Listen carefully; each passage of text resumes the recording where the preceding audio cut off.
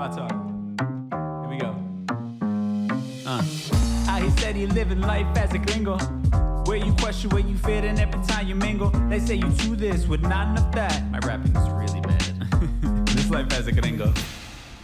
Yes, hello and welcome to another episode of Life as a Gringo. I am Dramos, of course, and I am really excited to bring today's show to you. I have an incredible guest hopping on here. It's been months in the making of having her on the show. Dr. Esther Zeledón is going to be hopping on here. She has this incredible book called Creating Your Limitless Life. And man, we just had a really amazing conversation. Again, it was one of those ones that took a few months for us to coordinate schedule-wise. I think I'm probably to blame for that with just crazy summer that's been happening thus far. But I'm glad we got to finally, have her here on the podcast. And I think I had referenced her from an article, I think in one of our Thursday Trends episodes. And from there, kind of started following her and following the book that she had put out, reading the book, I should say. And I was definitely... This is one of those interviews, and I'll keep this sort of preface to the interview short so we can get into it, but it was one of those ones where I was like, man, I am so fucking grateful to have a platform that allows me to connect with really incredible people and to sort of bounce ideas off of, but also just get an insight into the way their mind works. And it was one of those ones where I sort of walked away like, it was almost, I almost felt like I should have paid her for some of the insight I feel like I got from the conversation and just some of the clarity I got on myself and the way my own mind works and kind of a great sort of pathway forward of where my strengths lie. And I just think the way that she is able to break down and I think allow you to conceptualize where your personal strengths lie, the way that your mind uniquely works, which then gives you a competitive advantage in this life, I think is a beautiful concept. And yeah, I'll kind of leave it at that, but I'm really excited about this conversation. And for me, I definitely walked away sort of inspired and with a bit of clarity that I didn't have prior to that. So excited to bring it to you, and we'll do it via our Mi Gente segment. Mi Gente.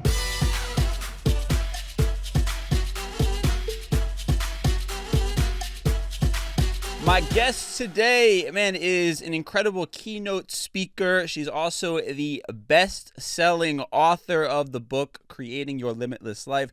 Dr. Esther Zeledón, how you feeling? I'm feeling awesome. So happy to be here. Yes, me too. This is a long time in the making. We were talking about this before we started recording. Unfortunately, I missed you and your husband. You guys were here in New Jersey, and we had to reschedule. So I'm glad we were able to make this work because I've been literally just like indulging in your work for the better part of this year, I feel like. So it's nice to actually finally be able to sit down with you as planned. Yeah, this is awesome. So I mean let's kind of just dive right into the book, which I think is how I kind of came across you. And you have a lot of really inspiring stories of overcoming adversity in the book, right? And that's sort of the lens by which you're kind of teaching these lessons, right? Is your own sort of struggles that you've gone through. And you touch on different challenging moments throughout the course of your life. I mean, from your own health struggles as a kid, financial struggles that your parents went through. And I guess, for the starting place, since that's sort of the base that you decided to use as your launching point, why do you think reflection on our struggles is such an important thing or an important key for us to utilize to then sort of turn into, the thing that we can pull from to gain our power, if you will? Yeah. No, that's a really good question. And I think I have like multiple angles for that answer. Sure. One is I'm really focused on the Latina struggle. And because I think like as a culture, we like to keep things in our families. Yes. Oh, we don't talk about money outside the house. We don't tell them that we're going through this. Don't tell your aunt. Right. So there's a lot of that in the culture. So one, is even though I have seen, other books that talk about struggle from other different, cultures, whatever, Sure. I haven't seen as many Latinas write about this. And I think that's one, like you need to have that representation out there, and a person that is willing to put it all out there. And it's scary. It was really scary for me to write all this. I also I think I wrote in the book, I had deleted several sections and then put them back in. And I decided, okay, I let myself free and put it all in. But it was a lot from that, like culture shock. Like I even had to have conversations with my family. This is not to hurt you. This is to help others. So I think that's the first thing, is like we need to shift as a culture to be more open and supporting and having these conversations, not just asking people like, hey, have you gained weight? Who's your boyfriend, girlfriend? Did you get the promotion, your money? And more towards like, how can I support you? What are you going through? And without feeling shame around it. So that was one thing. That's why it's really important to share that. I think the second thing is, the other angle I have is the from the outside, right? I was this high achiever, right? Like I did all the things that I said I would do. I had all the accolades, right? And all the celebration moments in my life were from these accolades. But there's a lot of suffering that happens in silence that people didn't see, right? And there was even, I talk about being bullied that no one even knew I was going through, because you feel this burden that I have to be the strong one. Everyone looks up to me. If I share that, then I'm letting them down. And so another really important part of why I focus so much on that is we don't have to suffer in silence, that these dichotomies exist. Yes, the same day that you're getting awards is the same day that you have naysayers and people telling this. And we see this on the media reality, where we see we see this with stars, we see things that they have these accolades, and then people are tearing them down at the same time. But we don't talk about what that does to the human being, those two things. So people only see, oh, well, that person has nothing to complain about because they got all their life figured out. But you know what? That person's also being teared down in that same day, and they are human.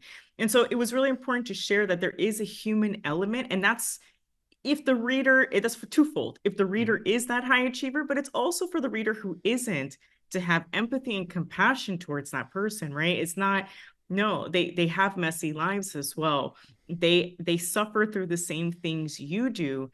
And it's to have that openness, compassion, that they also need support, because a lot of times high achievers are just left there like, oh, well, they don't need it because they're not suffering. So I'm not going to even reach out to them. And that's what it creates that loneliness. And so we see that on the news, where we're like, wait, why did that person commit suicide? Or why did that person, we've seen it like with these very talented people.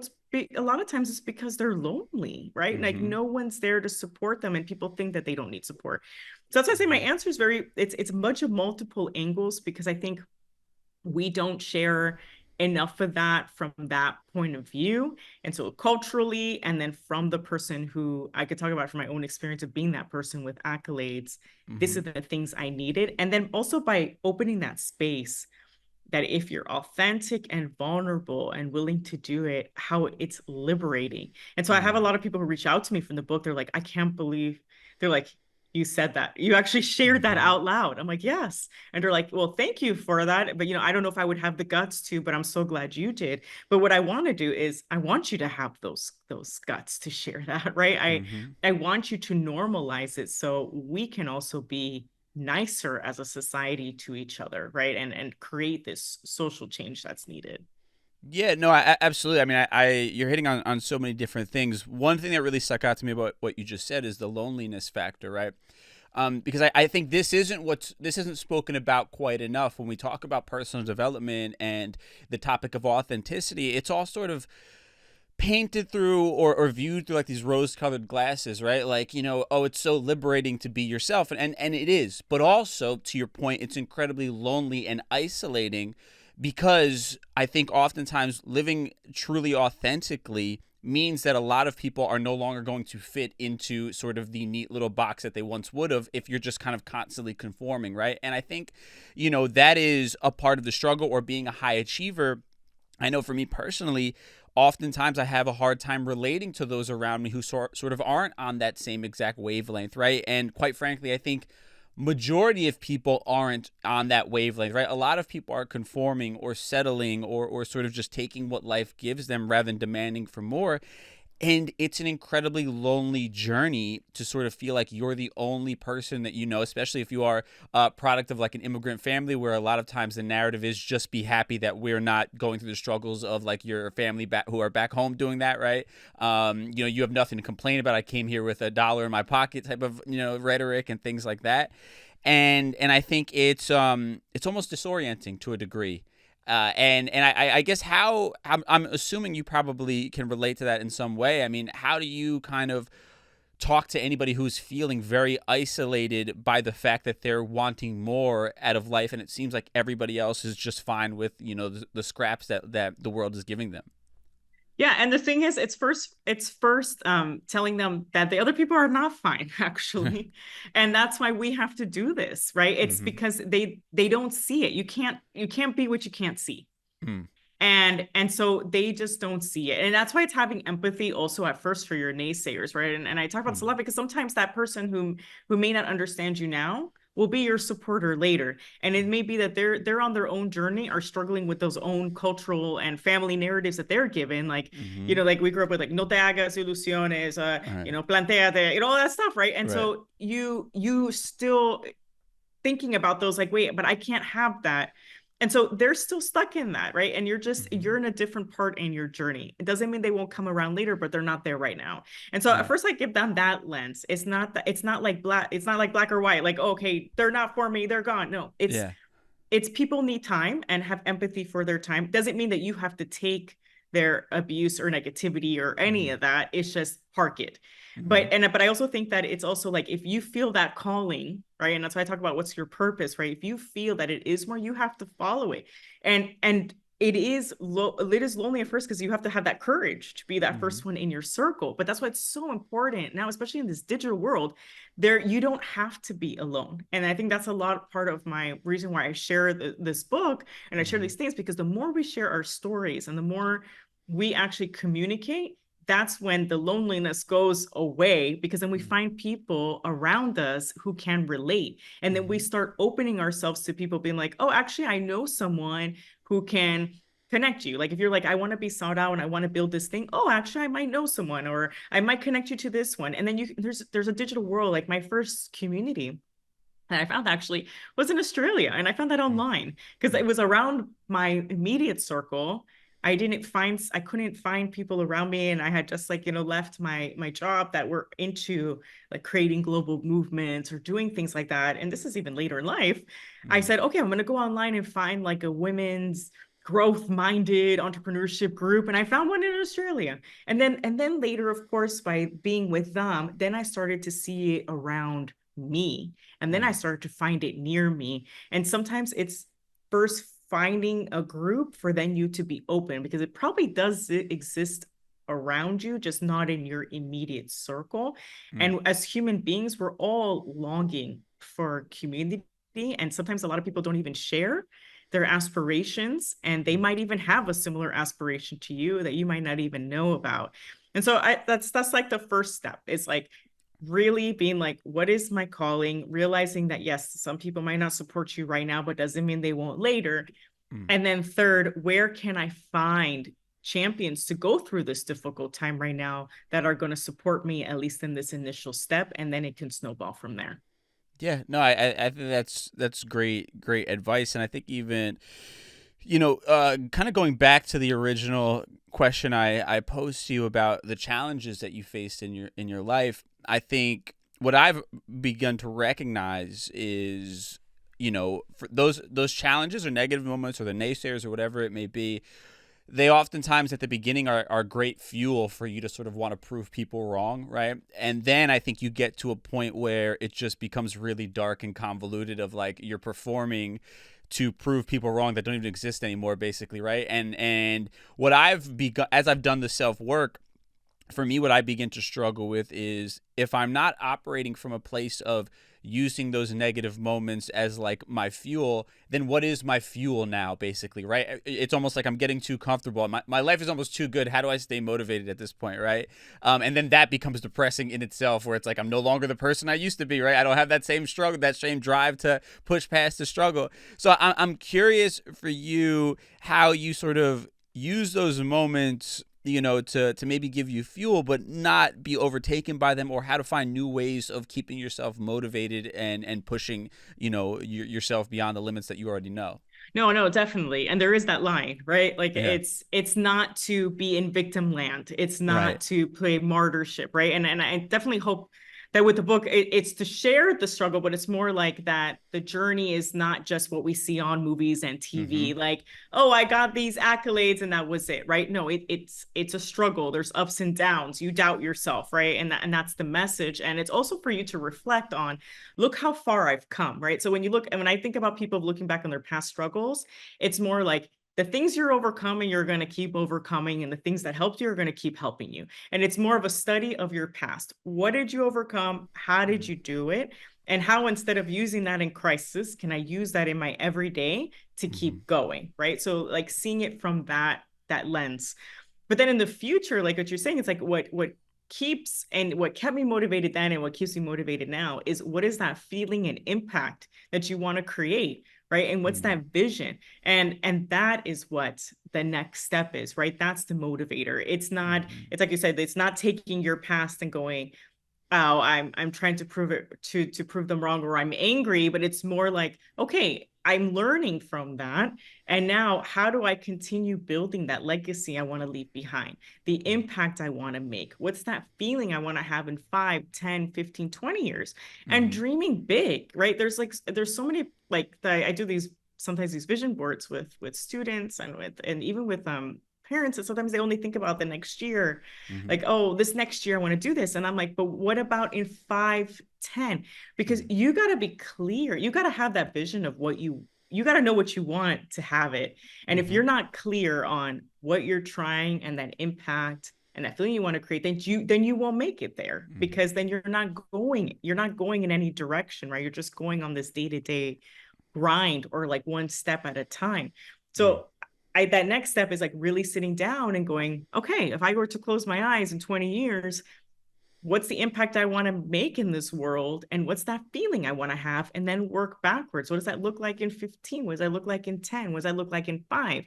And that also separates, like, I have my book, Chasing the American Dream, crossed out, because I was one that thought the American dream was my purpose, but it wasn't, right? That was something society placed on me. But what is, and I also took it in, right? But it's more about separating that. When you think about feeling an impact, you're separating yourself from those check marks that society gives, and like what's really in your intuition that you want to create. And when you really think about it, that's why my workbook and the first exercise in my book is like writing your obituary and rewriting it, because in those moments you see you're not writing there your accolades or, you know, the car you bought, or how you're writing there, how did you impact people, and what is that feeling that you're leaving on this earth, right? And so when you do it from that lens, you realize, wait, have I really been focusing on the right things? And that uncomfortableness you feel when you write it, you already have there when you're rewriting it. What's that gap from A to B that you want to create? And that is the motivational factor. And how can I bring in my how-to and how I solve problems every day to this world to create that vision for myself? No, absolutely. I love that you kind of led into the idea of impact as well, right? Because I think I'd love to hear your take, because I get a lot of shit for this, because my take is like, you know, you have like an artist, let's say like a Bad Bunny or something like that, right? And obviously brilliant musician, brilliant artist, and all these things. And to his credit, he's also dabbled in being somebody who's outspoken about politics and things of that nature.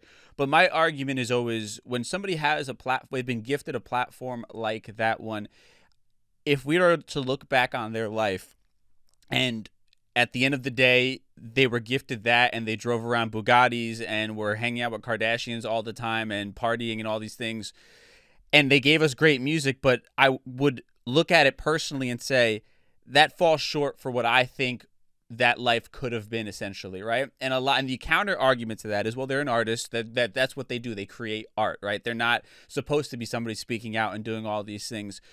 I'd love to kind of hear your take as somebody who is, impact driven, right? In the things that you do, and maybe the social responsibility that you think we all do or don't carry.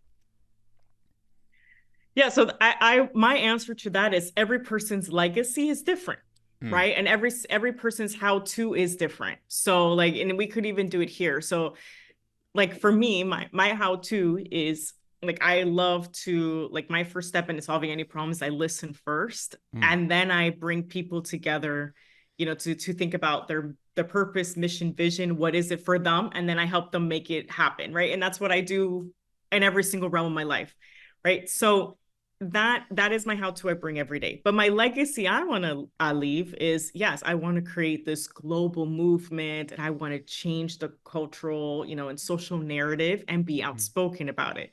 But there's other people that their legacy is like, they might say my how-to and how I impact is I write, I first write, and then I put emotion. Maybe, his could be that he brings emotion through words and lyrics, right? And his legacy is impacting one person at a time, and it's not on a global scale.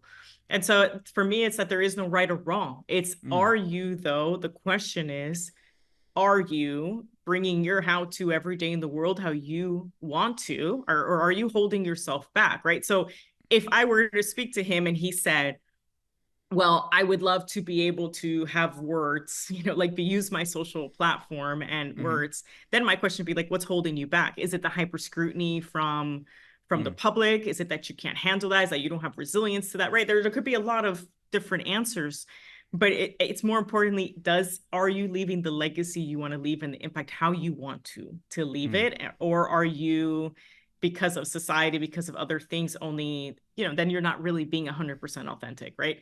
So for me, it's more that is everyone having the opportunity and really bringing their how-to and the impact the way they want to bring it? Or are you doing it half to play it safe, because of like fear and all these other things?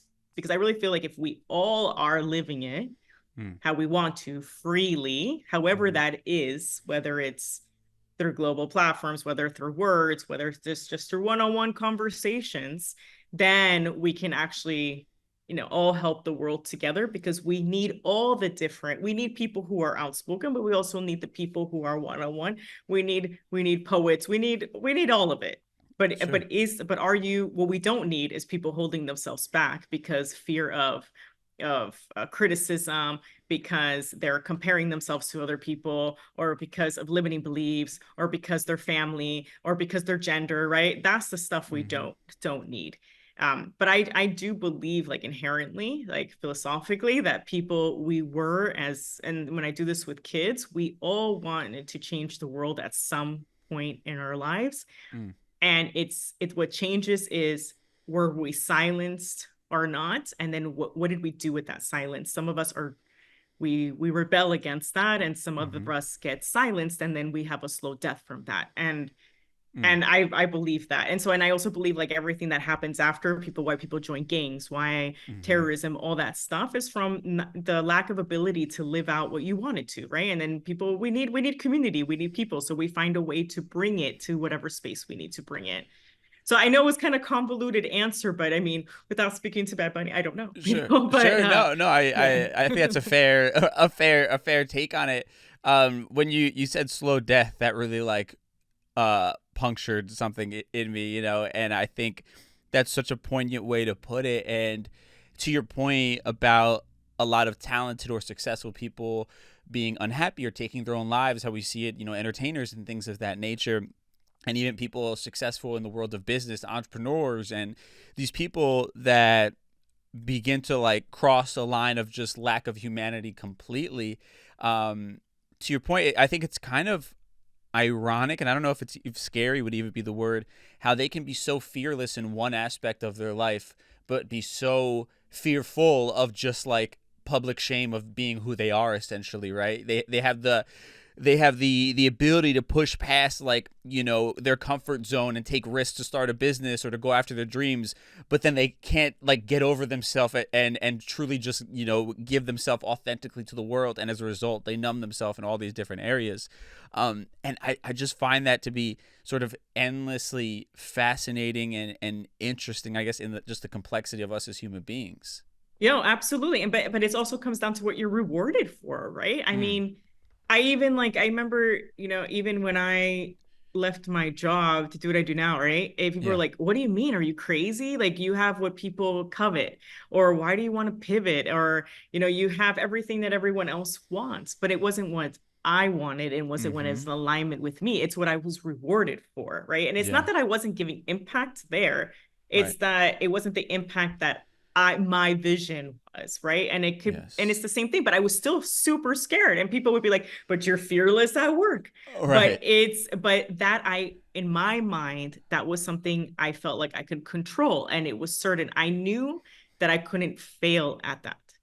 So it's when you have to push into something that you haven't given yourself freedom to explore, in whatever that is, right? So that successful entrepreneur could be pushing into something different, and they're scared of the other thing is certain for me. And if I push here, I could lose everything I built, right? These are all these limiting beliefs that are ingrained in us, but it's not one or the other, right? You can pivot slowly and not fail, right? But that's part of that self-work that we have to do in that personal development, right? But that's why for us, it may not make sense, but for them, it's like, oh no, but that's like a huge pivot, and Right. people know me as this, and then what's going to happen to my reputation? Am I going to let people down, right? And that's when all that comes into it, and then everyone else is telling you that it's a mistake, and so you're trying to fight those voices and that voice inside of you.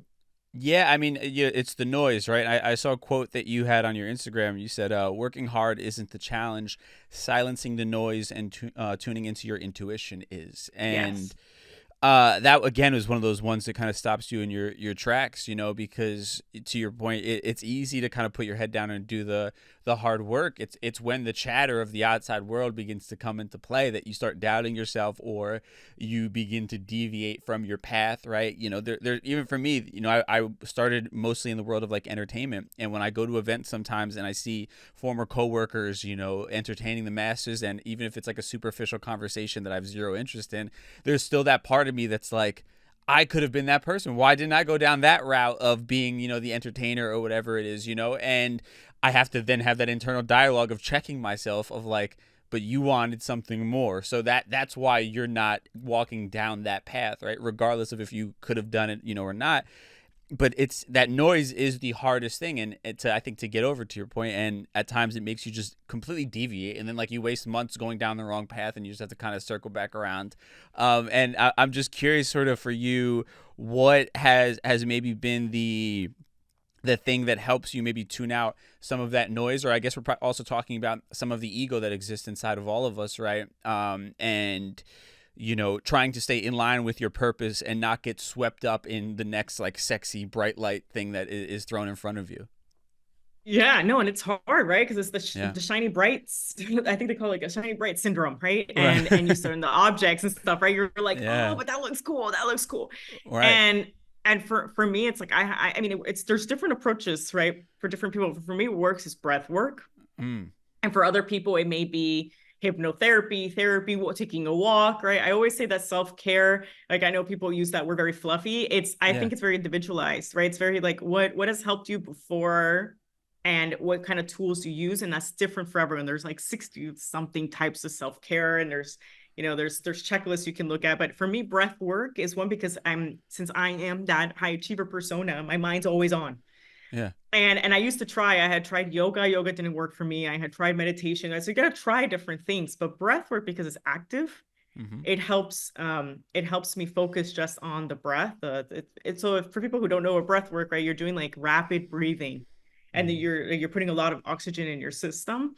And what that's nice is that for me, it helps. Like I go straight into my visions and into my intuition of what I want to create, right? And you're guided. You're like, okay, think about what you want to create, what you want to release. And so you're Mm-hmm. focused on one thing. And that helps me. Then it comes very clear to me in those sessions over an hour of where should I go? What should I do? Which is inside of me, but it's without all that noise, right? And so it helps me focus.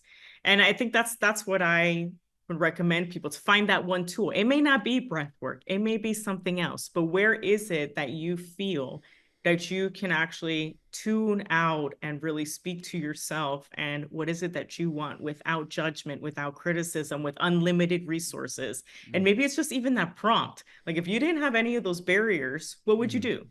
You know, even just asking yourself that. Like some people in my past, actually, planes used to be that space for me. You know, there's no distraction. I'm on a plane. I look outside the window. I can like think about that more clearly. And that's the first step, is like, you got to talk to yourself. What is it? If you didn't worry about any of that stuff, what would you do? And that's what I have to do, that constantly now, because there's tons of opportunities and there's tons of different things I can do. And sure, all of them could be cool, but which one is going to lead me to that feeling and impact that I want even 5, 10, 15 years from now, which is aligned with me? And then like really separate, is that really aligned with that vision? Or am I doing it because exactly what you're saying, like the ego part, because I want to speak to my inner child, that healing, you know what I mean? Because I want that external validation, all these things that are from my past trauma, right? Like, so am I trying to speak to that child, or am I really trying to speak to the future I want to build? And we have to stop every time like we do that. And it's really hard, I think, even culturally, because we're taught, especially like, and I'm speaking from a woman's point of view, but I know this happens to men too, right? It's like we're told, you just gotta help, you know, you just have to fix, and we're told to respond right away. And like I encourage folks, you do not have to respond same day. Even taking one day to think about that request. Do I really want to do this? Because sometimes we're so quick on like text, WhatsApp, to be like, sure. Now I do the practice of, I'll get back to you tomorrow. And it's not like you're telling them no, just get back to them tomorrow. And then how to rephrase. You don't even have to say no. You could say, I can't now, maybe a couple months now, we can revisit that. Or, you know what, I can, but in 2 weeks, or, you know what, I can connect you to someone that's really aligned with them and they can, right? But just even taking that 24-hour period is game changer, because I don't think we realize how many things we just respond on autopilot every single day, like simple things all day. Yes. And don't take that time to really be like, does this really fit? Can I really do it? Am I doing it because I just want to please them? Or even small things. I'm even talking about like an errand. Like, I mean, it sounds so trivial, but those things add up. We end up doing like 20 of them a day, without intentionally, and just that practice of it on little day-to-day things makes it easier than to discern those larger questions that we have and decisions we have to make. Yeah, I think you're also touching on the idea of just like carving out time just for you to legitimately sit there if you have to and process, right? I think because of the world that we live in, I mean, to your point, text messaging, everything is so on demand and everything's moving so quickly, and we always have a place to be, and we can always see what our friends are doing in real time, and we're always missing out on something. You know, it's easy to just keep going on to the next thing, or with entertainment, just sort of numb yourself out for hours on end, binge watching TV or things like that. And I think what's oftentimes missing in a lot of people's practice and why maybe they have that sort of noise in their head is because they're just not taking out that time to truly just sort of work through all the thoughts that are happening and process them in a healthy manner and get clarity on like what is, to your point, the inner child screaming for attention, and what is, actually the thing that is the burning desire within them, right?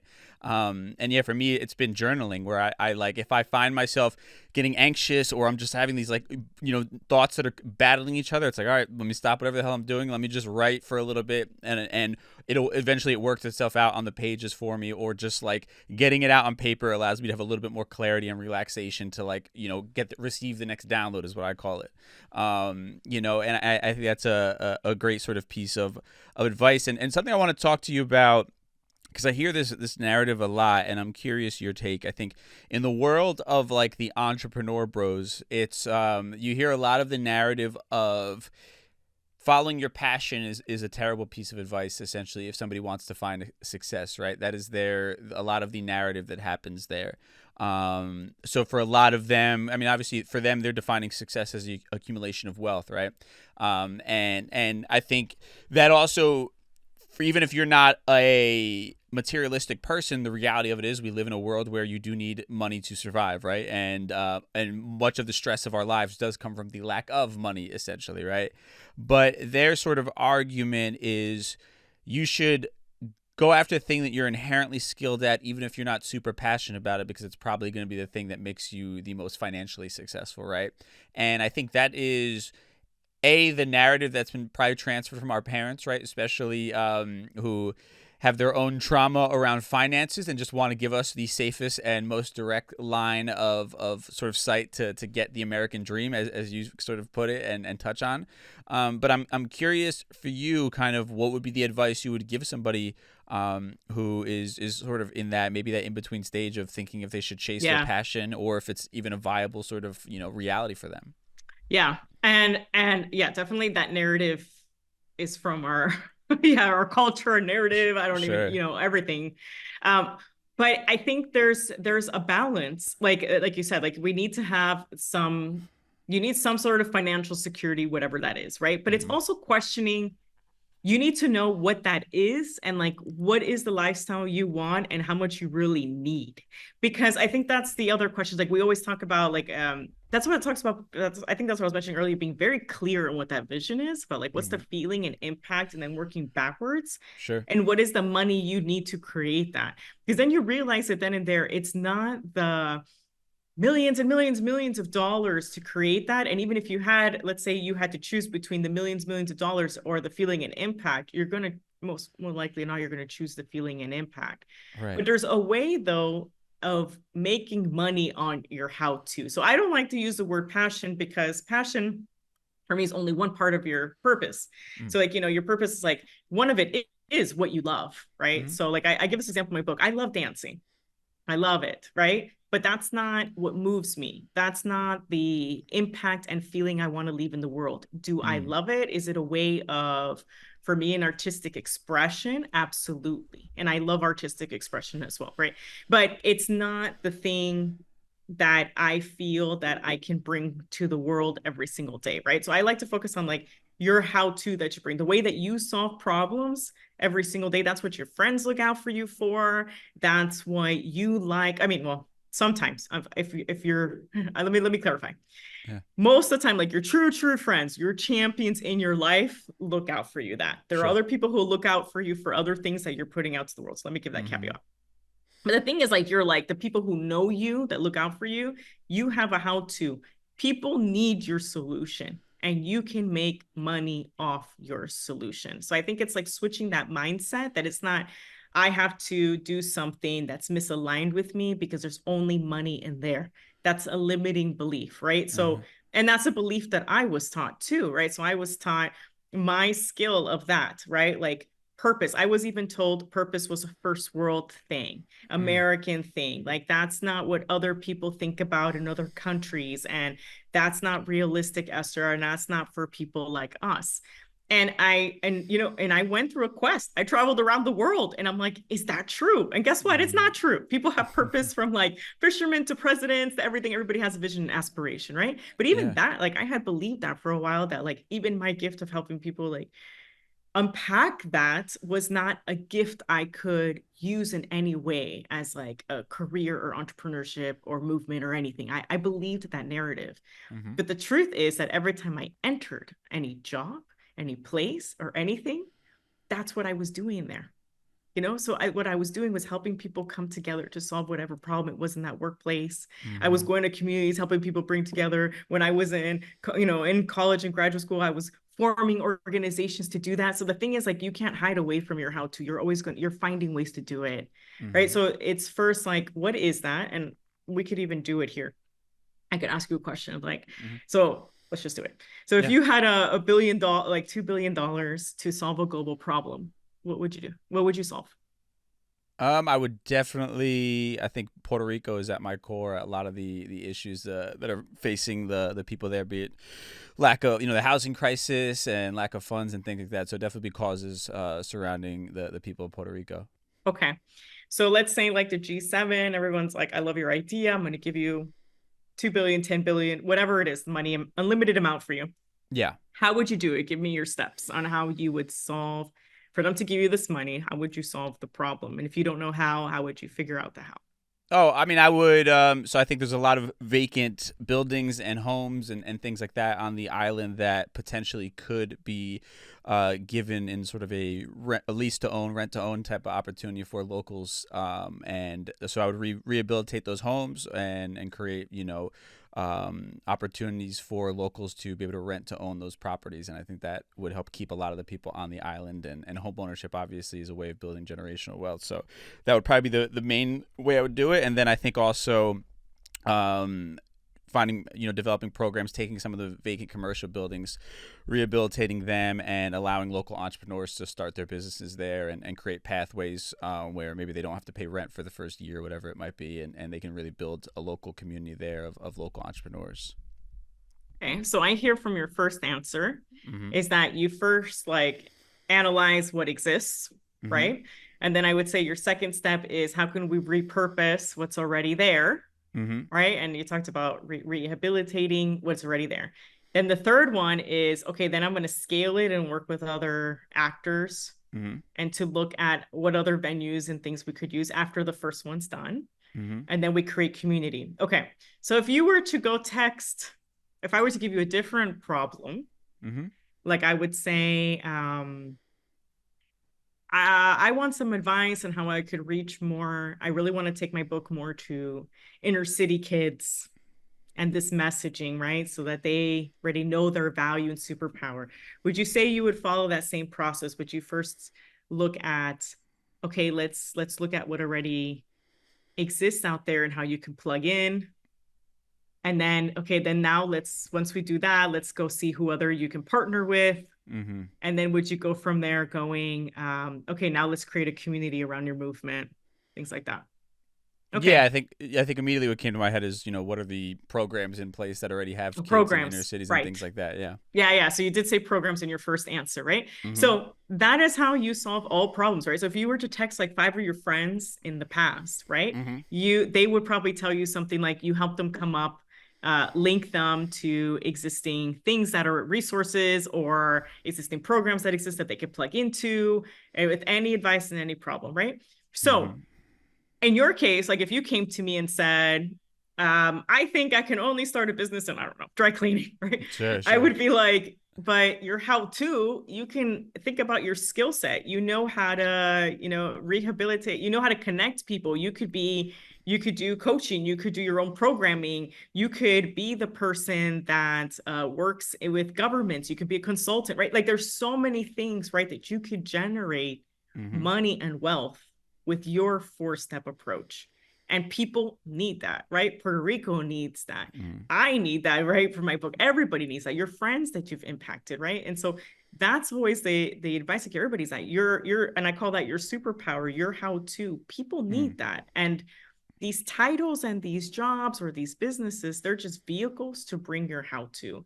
But if you're not bringing your how-to, like if you went to, and I'm sure you would find a way to do it in a dry cleaning business, but let's say you couldn't, right? Let's say it was like, you couldn't use your how-to at all. That's when the slow death comes. Because if you're not bringing out, like we as humans want to solve problems. We want to like naturally do that every day. If you're not doing that or in some way, then that's when you see that the businesses fail long-term or people are unhappy because they can't, if you're not able to do those 3 steps and able to link people and help people and think about solutions like that, then you're just slowly rotting away, which, and it seems like you like linking people. So imagine if you just worked as like, I can see like if you were just working in a computer all day doing spreadsheets, that'd be death for you, right? Sure. But for other people, that would be great, right? And so it's what I say, it's not necessarily following your passion, it's following your alignment. It's following where you can bring your how-to every single day, and there's money. And when you have that flow, there is money for your how-to everywhere. And it's a matter of plugging into places that will value it, will appreciate it, that it could lead to impact, and then that you can scale at whatever way that feels good for you. So that's my answer. No, I think that's that's brilliant, and I think you found a way to vocalize something that I've instinctively felt, as far as like I would always say, like drug dealers in like, the ghetto are like actually would have naturally been great entrepreneurs, are great entrepreneurs. Unfortunately, they didn't pivot from like the initial product they were selling and move into another part of the industry that wasn't illegal, right? But they are natural business people, the ones that are successful and doing their thing, right? And those skills can be applied into an actual legal way of living as well. Exactly. If they're shown the same type of conversation that you and I just had right now, right? Exactly. And yeah, go ahead.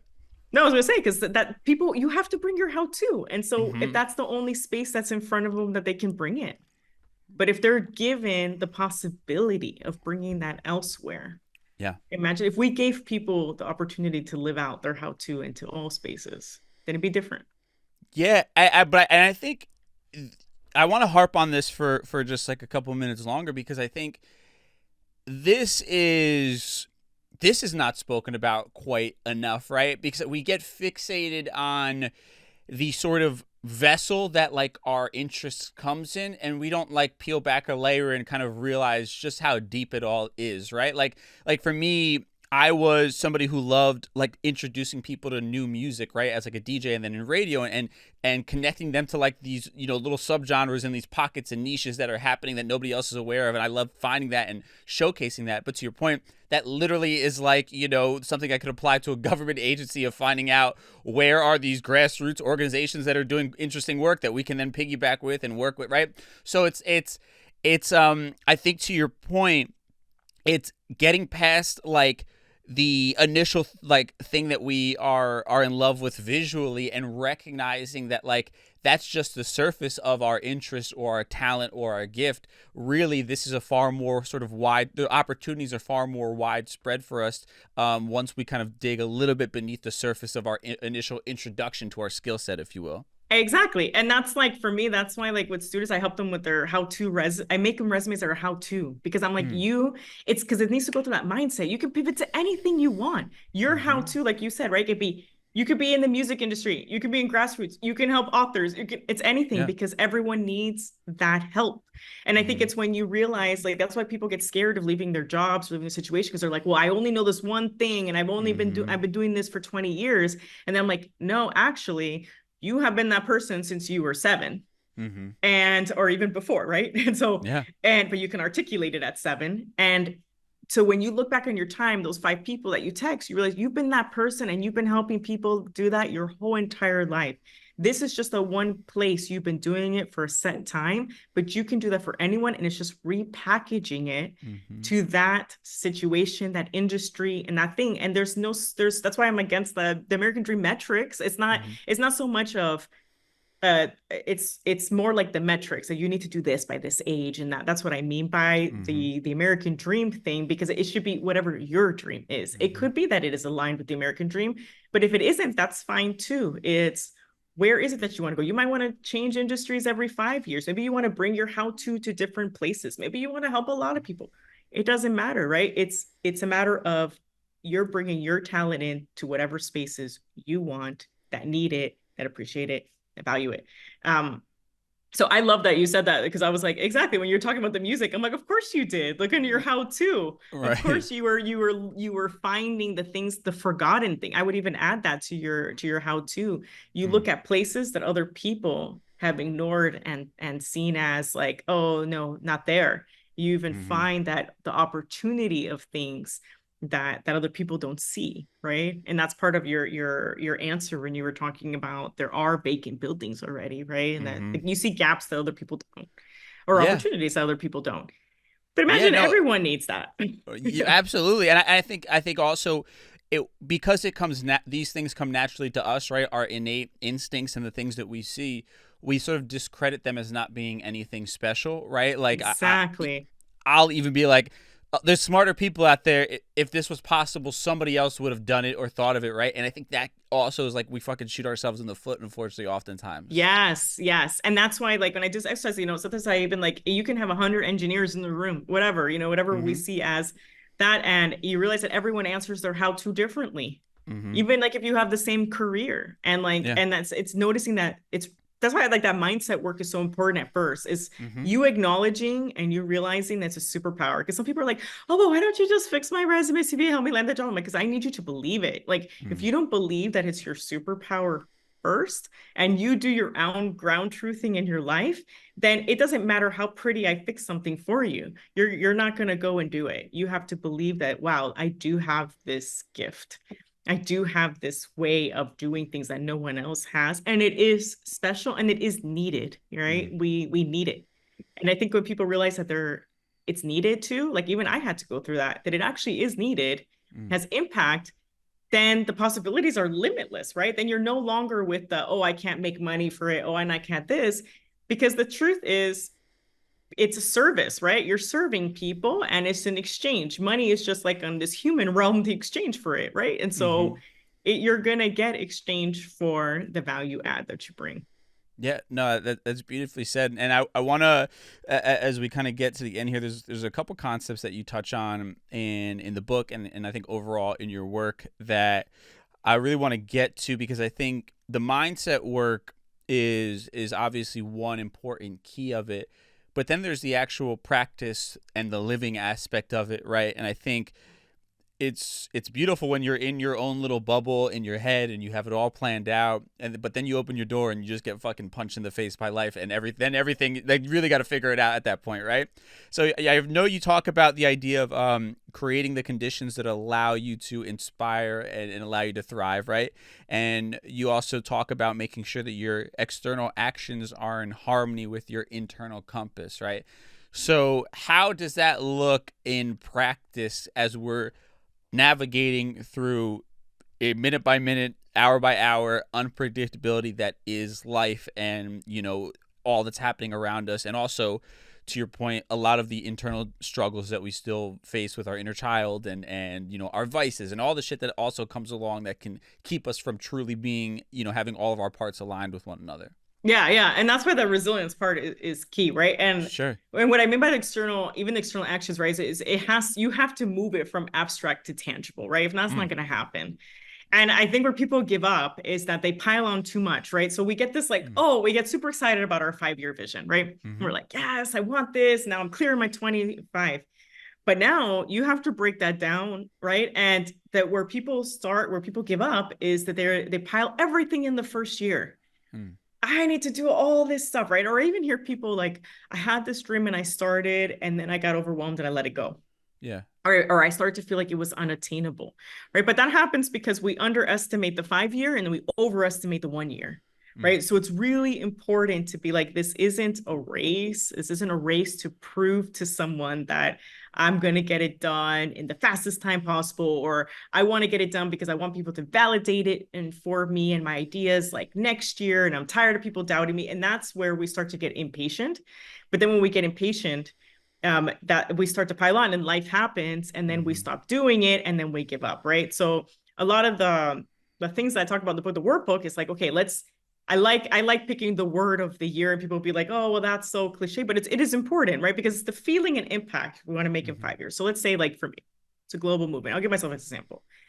So this year, my word was magnetic, like bringing opportunities that are aligned with me in this movement in. Okay. And then next year, I already have my word, I'm already seeing is priorities, right? And this is part of the thing, like priorities of them. I'm doing them magnetic, but not at the cost of family and other things that are important to me, right? Okay, so those are my words.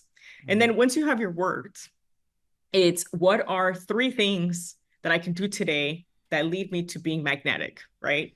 So I can say, well, I can write my story on the PR media, right? I can go do some talks, right? Like 3 things that I can do today that are under my control. But then what are 3 things I need to learn that are not part of my tool set now, right? And so in this one, I'm learning how marketing is not my forte, right? Marketing or fundraising. So I'm like, okay, well, this movement, I got to learn those things. So I'm going to try to learn those things. Then who do I need to find to support that? Like to put in my circle. I call it your round table. You need to have a round table, and that can change every year. Who are the people I need around me that are aligned with this right? And so I already know like I need my friends that have this eye for like social media, for marketing, that are aligned with my thing. Name 3 people. See, super simple. 3 things. Okay. So if I looked at the next year, 4 months, I'm just going to try, like in 4 months, divide that 1 thing per month that I can move. Very attainable. And even though there's 5 months, I always say December doesn't count because you have Thanksgiving, Christmas, life, right? So let's say you always put time buffers. What's 1 thing I can move in a month?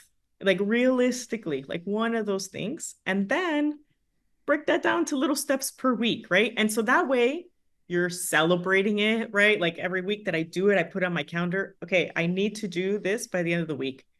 Great, I did it, right? And I'm moving that 1 thing per month. And then as you start creating those rewards, right, in your body and in your mind, like, look, I'm moving and jotting that. Like I use one of those calendars you get in the mail, and I put every little action I took, right? At the end of the year, you have a full thing. But our mind, we have to create habits.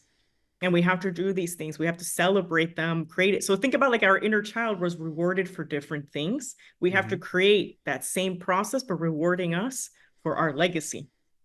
And then that's how you create it. It's these simple things, right? We're learning, we're doing 3 actions, we're this, and then we can go from there and revisit again. Okay, how can I do this a little more? Great, but still reasonable, still not in an overwhelming, and still keep in with our life, right? And still keep with our other things, but we're committed and prioritizing this life we want to build. But it doesn't have to be like, some people are like, I need to now change everything. It's kind of like they see it like a fitness program. And I'm like, it has to be, at first, it has to be like that, like that slow, in a way that's sustainable for you, because this is not like a sprint. This is a marathon. Right. And let's keep those habits. And then as you get more comfortable with it, and as you start thinking about it more, right, of course you can add on. But that's where you can start that process of committing yourself to this word, and then you start letting life happen for you, not at you. And that's important. It's like, because then you're thinking about your word and you're feeling an impact. So even when like there's chaos and people getting sick or whatever, that's fine. That's happening, but it's not happening to me. It's just happening. The other thing is happening for me.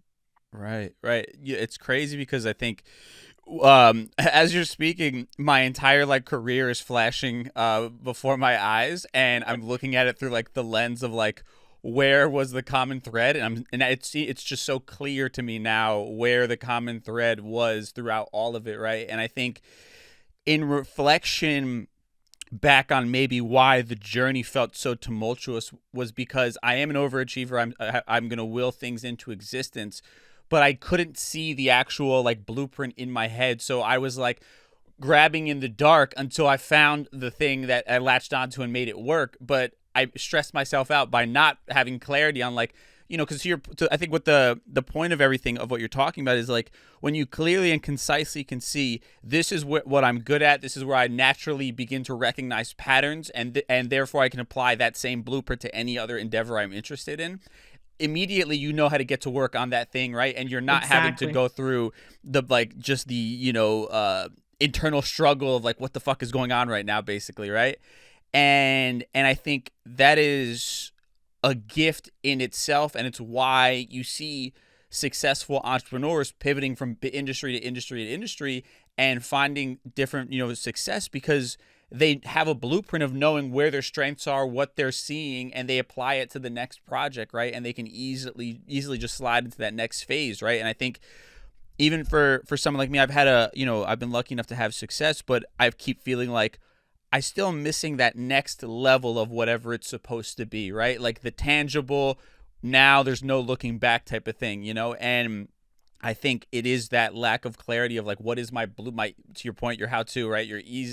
Let me go to this very easy thing to like process this and not make it more complicated than it needs to be, right? And I think it speaks to the power of why having people around you, and I'm blessed that I get to speak to people like yourself for a living, but like, reading the books or getting the coaching or just trying to find people who are thinking in progressive ways, because they allow you to see things that you aren't seeing as clearly, and that can be, instrumental in all of your success moving forward.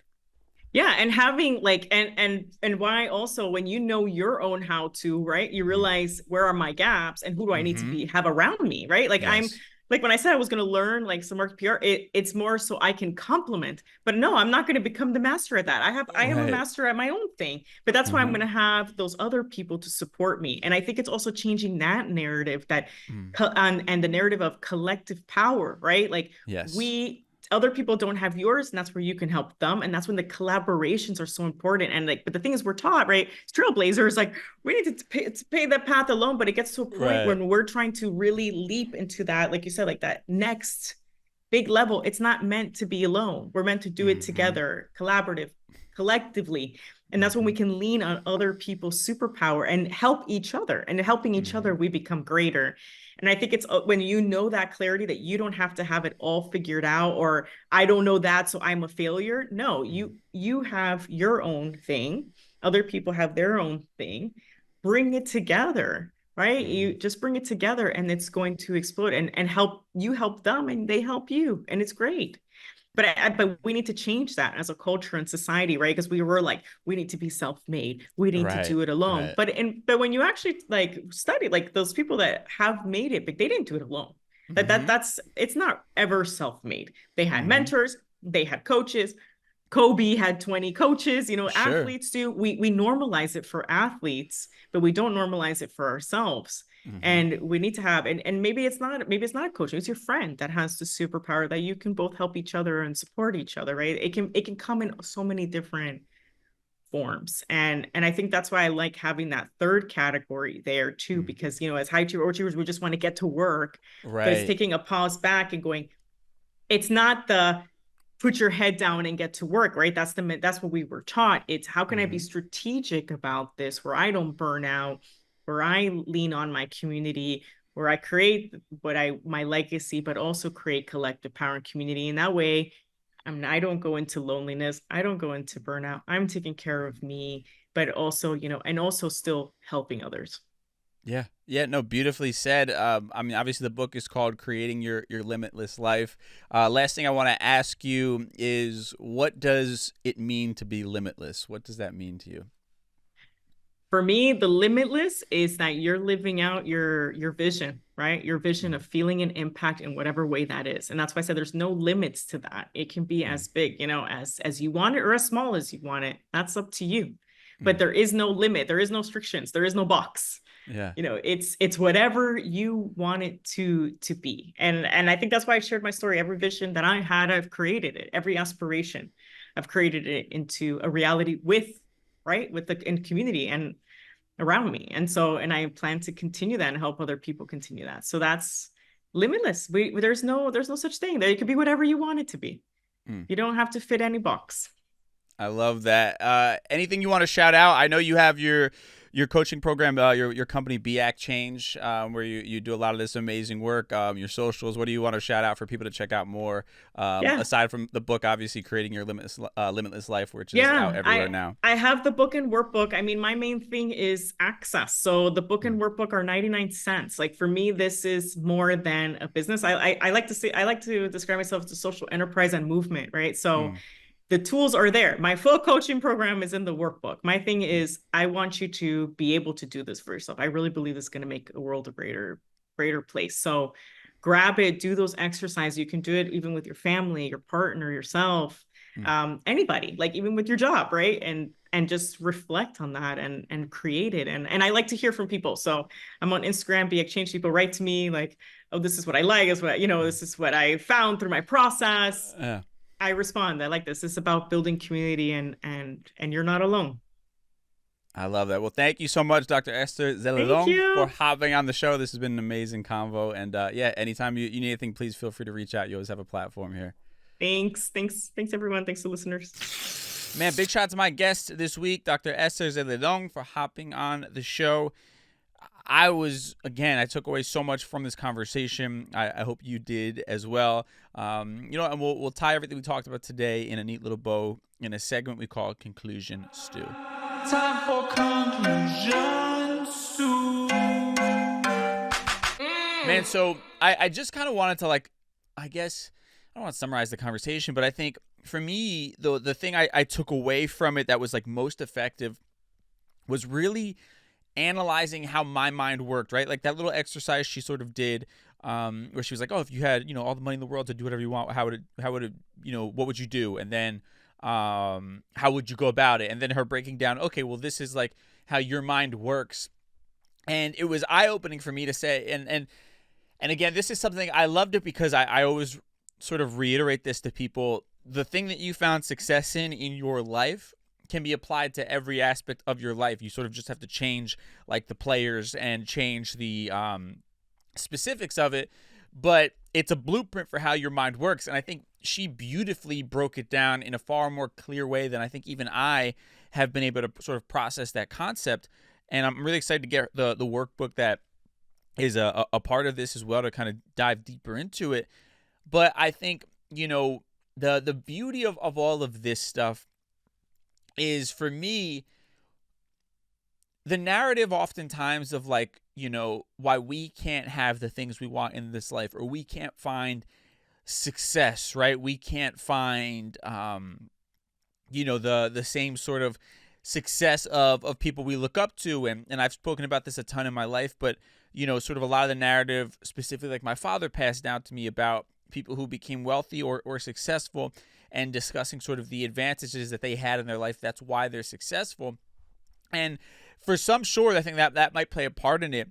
But I think what I'm beginning to realize is a lot of these people, their success and continued success and the ability to reinvent themselves is the result of them just knowing how their mind works, and to continue putting themselves into situations that, even if on the surface they look different than the thing that they found success for in the past, they are, sort of, if you dig a layer deeper, it's actually the same exact situation, just, again, different sort of players or different scenarios, but the same type of situation, right?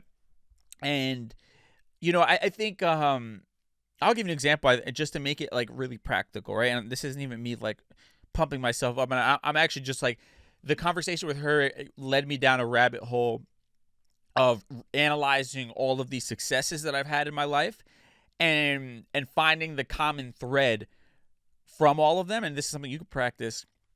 And sort of in that common thread, then looking at my life as a whole currently and saying, okay, where are there opportunities for me to apply this concept into other avenues that can help me sort of ascend to the next level that I'm striving for, right?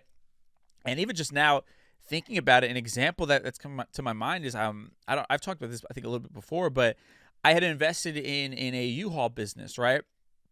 And on the surface, the response I always get from people when I say that, when I tell them that, they're like, U-Haul, that's so random. That's so out there. Why U-Haul? Like, because most people associate me with, working in the entertainment industry, right? And projects that are associated with that, right? Creative projects.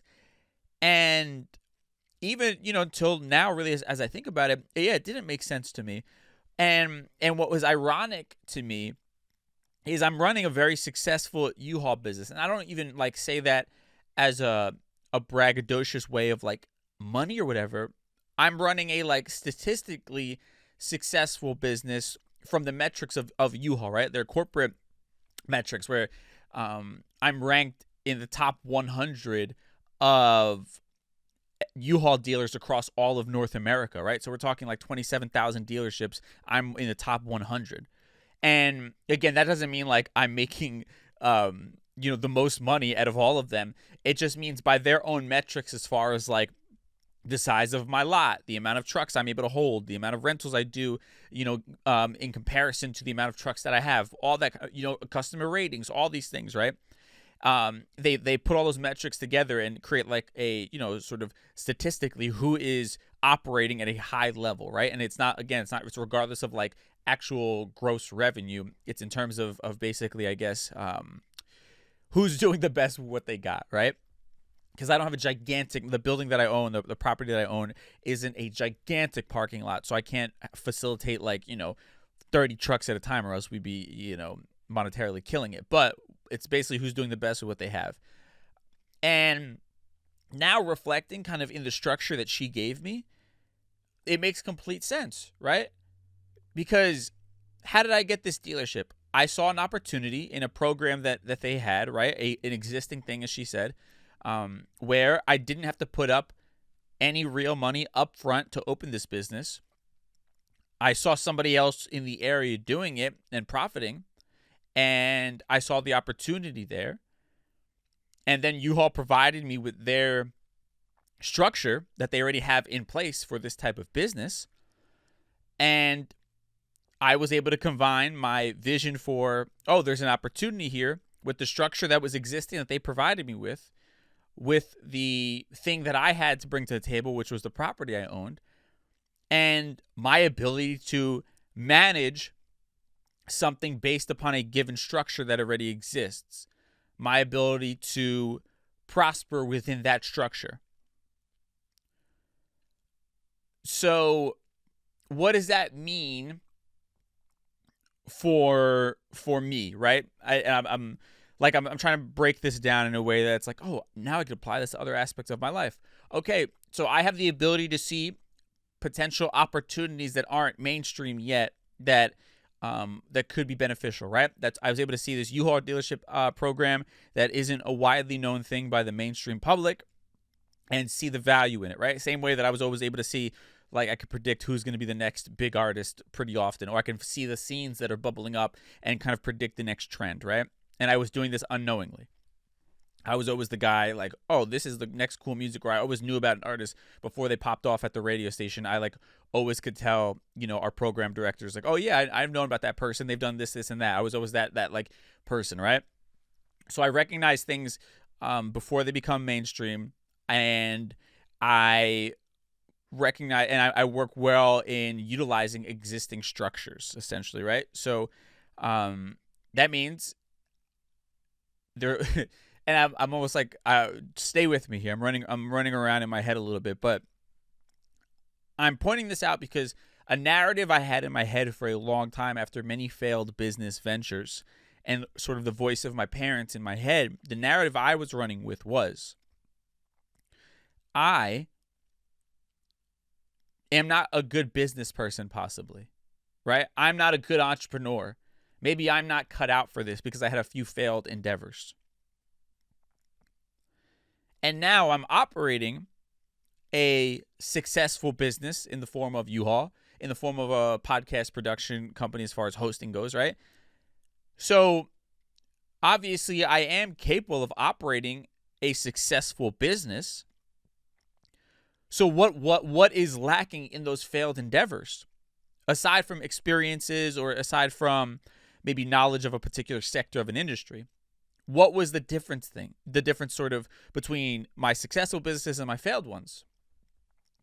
And now recognizing, when I have the ability to utilize an existing structure,